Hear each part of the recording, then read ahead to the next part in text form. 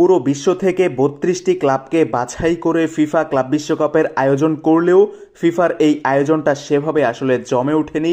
তারপরও দেখতে দেখতে ফিফা ক্লাব বিশ্বকাপের ফাইনাল রাউন্ড চলেই এসেছে, প্রায় সেমিফাইনাল লাইন আপ ঠিক হয়ে গিয়েছে ইতোমধ্যেই, যেখানে ফ্লুমিনেন্স চেলসির বিপক্ষে মুখোমুখি হতে যাচ্ছে এবং অন্য ম্যাচে পিএসজির প্রতিপক্ষ রিয়াল মাদ্রিদ।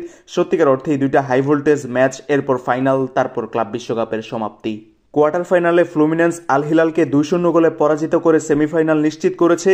পালমেইরাস চেলসির কাছে ২-১ গোলে হেরে বিদায় নিয়েছে, চেলসি সেমিফাইনালটা নিশ্চিত করেছে। অন্যদিকে বায়ার্ন মিউনিখকে বিতর্কিত ম্যাচে ২-০ গোলে পরাজিত করেছে পিএসজি এবং অপর ম্যাচে বরুসিয়া ডর্টমুন্ডকে ৩-২ গোলে হারিয়ে রিয়াল মাদ্রিদ সেমিফাইনালের টিকিট নিশ্চিত করেছে।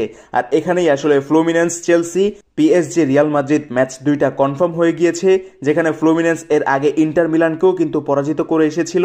তাই তারা একেবারে একমাত্র চমক, ব্রাজিলিয়ান একমাত্র ক্লাব হিসেবে এখন পর্যন্ত টুর্নামেন্টে টিকে আছে। বাকি তিনটা ক্লাবই কিন্তু ইউরোপীয়। পিএসজি যারা কিনা এবারের চ্যাম্পিয়ন্স লিগ চ্যাম্পিয়ন, তারা খেলতে যাচ্ছে চ্যাম্পিয়ন্স লিগের সর্বকালের অন্যতম সেরা বা বলা চলে সর্বকালের সেরা দল রিয়াল মাদ্রিদের বিপক্ষে। এই ম্যাচটা একেবারে হাই ভোল্টেজ এবং হাড্ডাহাড্ডি হবে।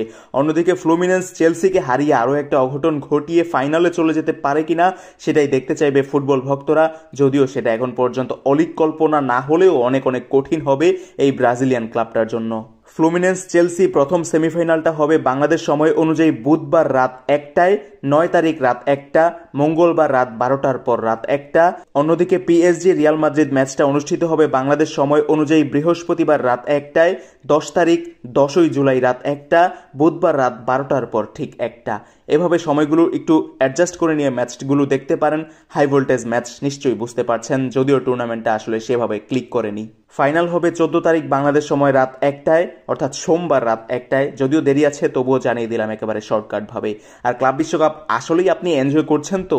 আমি তো বাছাইকৃত কিছু ম্যাচ বাদে ক্লাব বিশ্বকাপ আসলে সেভাবে ফলোও করিনি। ক্লাব বিশ্বকাপ সম্পর্কে আপনার ওপিনিয়ন জানিয়ে দিতে পারেন কমেন্ট বক্সে। এবং কিছুটা ব্যস্ততার কারণে আসলে ফুটবল উইথ নাসিম চ্যানেলে নিয়মিত ভিডিও আসছে না।